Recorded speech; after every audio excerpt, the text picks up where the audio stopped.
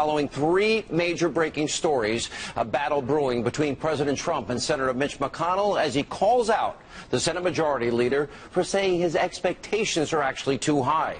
Also, President Trump firing back against the Destroy Trump media, Democrats, over their Russia hysteria and meltdown. It is a brutal takedown. And also tonight, the president issues a statement of fact, a dire warning to North Korea and Kim Jong-un that he will no longer be held hostage. The world will not be held hostage. This after the rogue regime threatens an attack on Guam.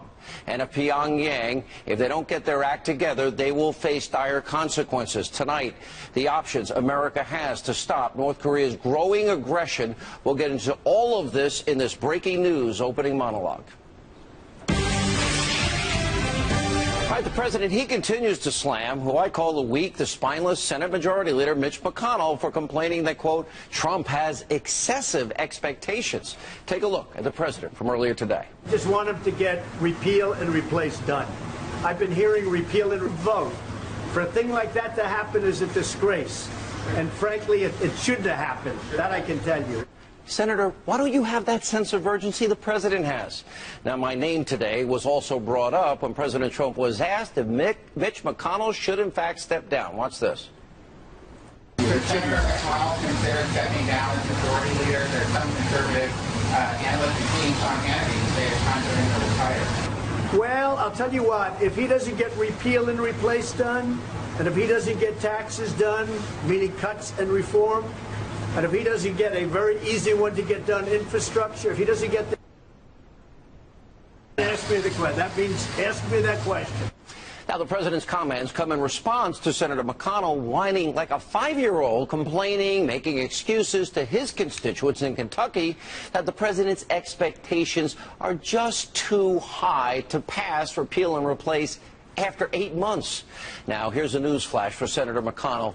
Get to work, Senator. Now, you don't seem to get that you and your fellow Republicans, you're the ones that set those excessive expectations. Here, like Senator John McCain, he cast a deciding vote that literally derailed this effort to get rid of Obamacare when it really mattered, not a phony vote. So senators like McConnell, McCain, and if you can throw Susan Collins of Maine in, Lisa Murkowski of Alaska in, who voted not to get rid of what they promised to get rid of. These Republicans, if you can't get your job done, and it's time for you to step aside, get out of the way. We need new people in those positions. Americans are suffering every day because of this. So it's time to clean house, put leaders in charge who are going to listen and serve the American people. And while we're at it, as the president mentioned today, it's time for those senators, yes, to lose their chairmanships if they are going to hold the whole party hostage. If Senator McConnell wants to make excuses and whine constantly about President Trump being too demanding, Senator, time to retire. And you know what else? It's time to drastically cut Congress's vacation time. Seriously? They're on vacation. Get this, in the month of August, the Senate will be in session for a whopping 3 days. Wouldn't you all like a month off? I would. And for the year, the Senate, well, they're off for a total of 69 days. That's over 3 months. Now, most of you, including myself, watching this program, what do you take? 2, 3 weeks a year, maybe a couple of long weekends. And senators like McConnell, they don't show up for work for 69 days and then complain when the president is calling them out for not keeping their promises and getting the job done? Well, it's time for Mitch McConnell to get it together or go home, retire, play golf, have a good, go on a fishing trip. Also tonight, President Trump firing back at the Destroy Trump media and Democrats who claim that he's going to fire the special counsel, Robert Mueller. The president also slammed this Russia, collusion, hysteria, and breathless reporting. Watch this. I've been reading about it from you people. You say, oh, I'm going to dismiss them. No, I'm not dismissing anybody. I mean, I want them to get on with the task, but I also want the Senate and the House to come out with their findings. Now, judging from the people leaving the meetings, leaks, but they leave the meetings all the time and they say, no, we haven't found any collusion. There is no collusion. You know why? Because I don't speak to Russians. In other breaking news, the president also defended his former campaign chairman, Paul Manafort, after we learned earlier this week that the FBI literally executed a pre-dawn raid of his home because he didn't follow Hillary Clinton's example. Watch this. I know Mr. Manafort. I haven't spoken to him in a long time, but I know him. He was with the campaign, as you know, for a very short period of time, relatively short period of time, but I've always known him to be a good man. I thought it was a very,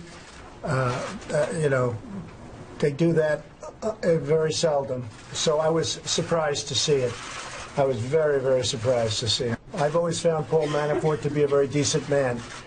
And he's like a lot of other people, probably makes consultant fees from all over the place. Who knows? I don't know.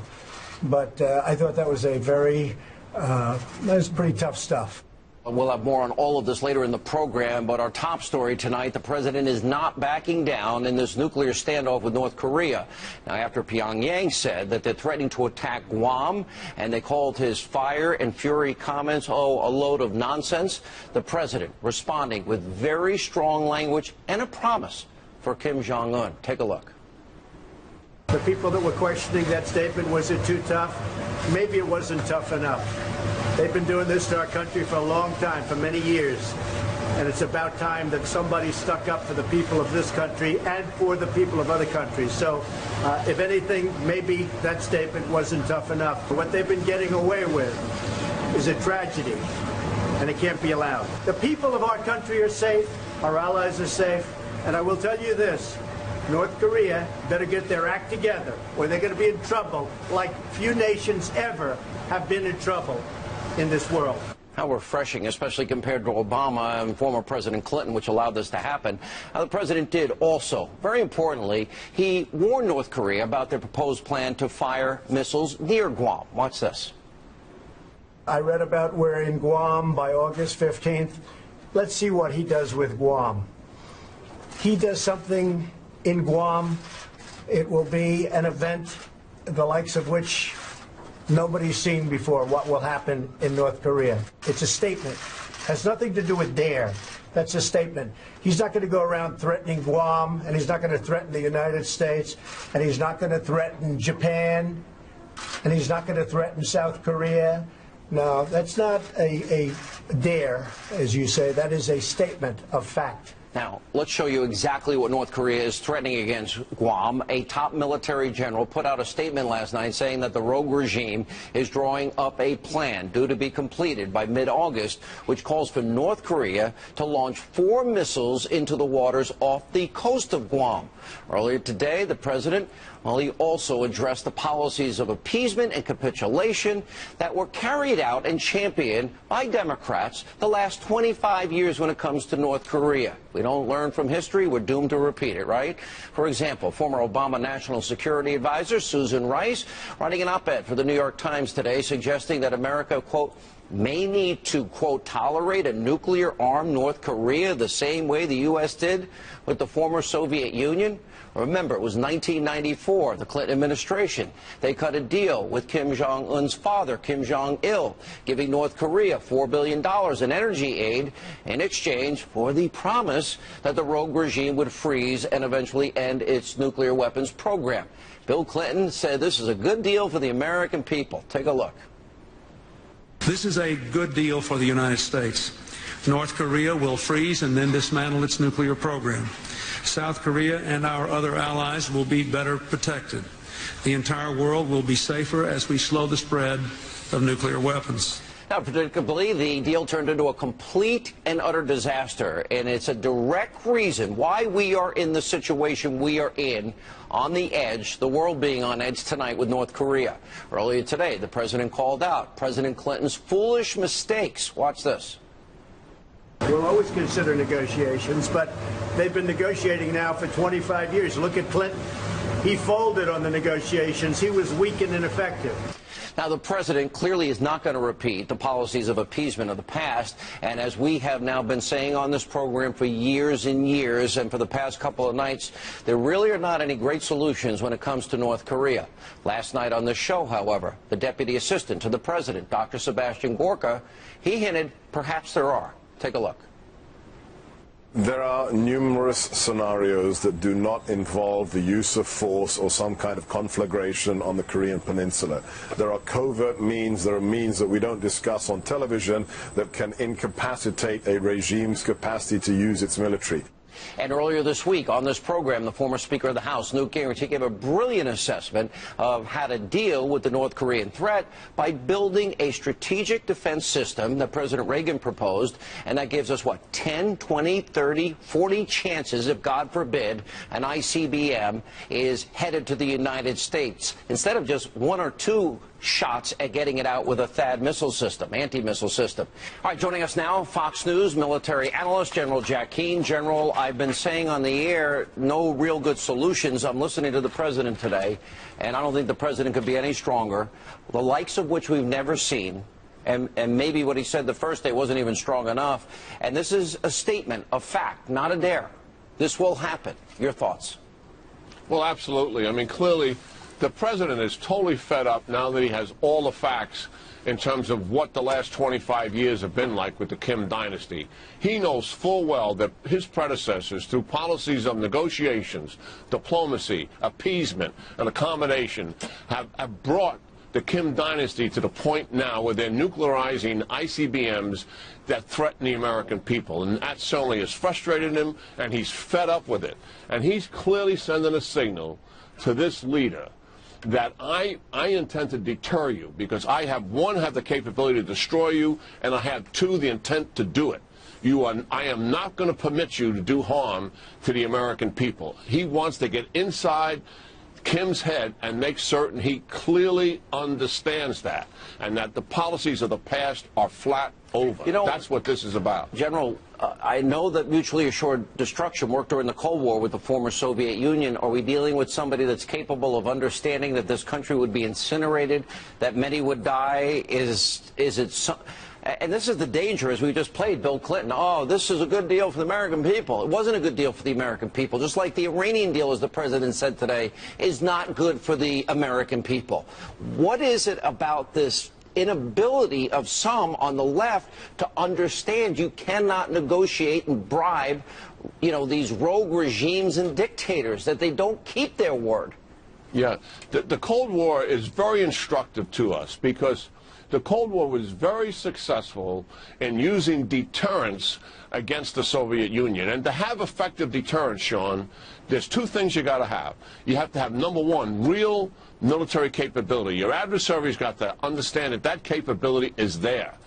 And we have that. Number two, your adversary's got to understand that you intend to use it. He's got to believe that there is political will and there's commitment to use that force if necessary. The Soviet Union understood that clearly and understood it very dramatically when President Reagan was president. What we've had recently is appeasement, accommodation, and that is what has generated I think it's a rational decision on Kim's part to nuclearize ICBMs, put the American people at risk, to guarantee forever then that the United States would never do regime change, which he's paranoid about. That is a rational strategy he actually has. Not irrational. It's rational. His bellicose language and his verbosity and his tendency to say that I'm going to destroy the American people, certainly that kind of language is unacceptable. All right, last question, General, and we really appreciate your insight here. On a scale of 1 to 10, how dangerous is this situation for the United States and the world tonight? Well, it's a dangerous situation. Let me just say it in my own words. I don't believe we're going to war with North Korea. I think this president will keep us out of that war because the Chinese are believing that this president is sincere about what he intends to do to protect the American people. And the Chinese, at the end of the day, while they have been gaming us for years and they've been playing this president a little bit, step one, and it's only step one, was a UN resolution that the Chinese backed. There's more to be done on their part. The president is holding his shotgun. Is this a 7? Is this an 8? I'm not trying to pin you down. You know I'm not going that game. I don't play that game. I gave you the facts. I'm saying no war. There will be no war. The American people can relax. I don't know about relaxing. This is pretty bad. They're nuts. General, good to see you. Thank you, sir. Good Here now with more reaction, former senior intelligence officer, Lieutenant Colonel Tony Shaffer, Fox News contributor, Lieutenant Colonel Michael Waltz is with us. Lieutenant Colonel Shaffer, let me begin with you. Sure. How dangerous is this, and is this now coming to a head? Look, it's as dangerous as ever by the fact that we've allowed this to linger since 1954. And the fact is this, the biggest danger to actual armed conflict, Sean, is miscalculation. General Keane just laid out the essence of what we're facing now. We have to actually go about doing what we have to find a way to convince the North Koreans that, look, the idea of appeasement, of buying you off, is going to end. The current problems go back to 1994, to October 94, when we entered into this so-called framework agreement that President Clinton put us in. And, Sean, let me tell you something. We knew back then that they had 5 nuclear weapons. The very premise of the concept was flawed from day one, and it's only gotten worse. So we do have options to try to take action against the North Koreans. We can do special operations options. We've had that on the books since the 90s. Look, we've done effective things against the Iranians using advanced technology, cyber operations, information operations. That's another option. And frankly, the last one we have right now is to make it show that shooting your missiles will be completely feckless by the fact we have the THAAD and the Aegis systems right off the coast. We could knock those missiles down if we so choose. So the President does have some options short of going to war to show that we mean business. Lieutenant Colonel Walls, let me ask you, as we now move forward here, and I keep saying there's no good options because we allowed him to get to this point. Right. And that being the case, if we have to take military action here, even if we had a coalition of the willing, including China and Russia, let's say Israel, Western European allies, and we have to go in militarily and we're taking out these nuclear sites, he has nukes. And is there risk of nuclear fallout? Is there risk that he can fire at Guam, South Korea, Seoul, China, Japan before we actually take the sites out? Is that a real worrying concern? Worst case scenario, how many people dead are we talking about? Well, the trump card, for lack of a better term, that Kim Jong-un has is his artillery, thousands of pieces, and his rockets that are aimed at Seoul. A city of 25 million plus people. So that, imagine artillery raining down on a city like Manhattan. I'm not confident. I mean, what this would look like is essentially our stealth capability, our cyber, our electronic warfare capability, going in early to take down his air defenses so that we then have the follow-on bombers that could get in and get at his missile sites and get, hopefully, him and his command and control infrastructure. But while that is happening, keep in mind they've dug these things in for 50 years into the sides of mountains, into bunker complexes, and while that is going to take a little bit of time, artillery and rockets could be raining down on Seoul. That's the big... artillery and rockets, well, in other words, that they would fire. And would they have the ability, they obviously would have the ability to know there's an attack that is imminent, correct? Well, that's right. I mean, I think we could get in and get a lot of their nuclear capability in their missile sites before a lot of that occurs, but enough of it's going to occur that it's going to cause collateral civilian casualties. But, Sean, the point is that getting back to talks, which is what a lot of people are saying we need to kind of simmer down and get back to negotiations, is going to allow his military capabilities to mature even further. All right, guys, thank you both for being with us on this busy breaking news. Now we'll have more on the escalating tensions with North Korea. Ambassador John Bolton, he's next, and much more tonight. Straight ahead. If North Korea does anything in terms of even thinking about attack of anybody that we love or we represent or our allies or us, they can be very, very nervous. I'll tell you what, and they should be very nervous because things will happen to them like they never thought possible. That was President Trump earlier today delivering yet another stern warning to North Korea and Kim Jong-un. Here now, Fox News contributor, former U.S. ambassador to the UN, John Bolton, is with us. This now, after really a number of presidents and the policy of appeasement, and the worst, obviously, in this case was Bill Clinton. The worst on Iran was Barack Obama. But for the president to go out there and say, sorry, this is a statement of fact. This isn't a dare. This is not this means something. How is that a game changer, considering probably North Korea thinks they can roll America for another, $50 billion in free money and not keep their word? Well, sure. After 25 years of failed policies, you can't count on North Korea appreciating, because of their astute political insights, that the leadership in America has changed. And that's why I think clear statements from the president are important. There are two elements here. One is if there's an attack from North Korea on Guam, that's American soil. The citizens of Guam are American citizens, and at that point, you don't even want to think about what the retaliation would be. That's clear, and I think stating that is important so that there's no misunderstanding. The second issue, though, is whether or not the president should strike preemptively. And I think on that score, there's a legitimate debate, but I think people have to ask themselves whether they're prepared to see North Korea with deliverable nuclear weapons as far as the eye can see. I am not willing to tolerate that risk. Well, I tend to agree with you, but I also I shudder to think of the human carnage that's involved here. The best scenario would be, oh, Kim Jong-un gets the message, he grows up, he stops the saber rattling, stops firing missiles, lets the world go in and inspect what he's doing. But we both know that's not going to happen. Short of that, is there anything you can think of militarily that we would be able to do that would effectively shut down their ability to launch those weapons? Well, number one, I do think there's one diplomatic option. We talked about it before. That's persuading China to help us reunify the peninsula. But if that diplomatic option is out, there are a huge range of military alternatives. And that's why it's important for the American people to make the decision.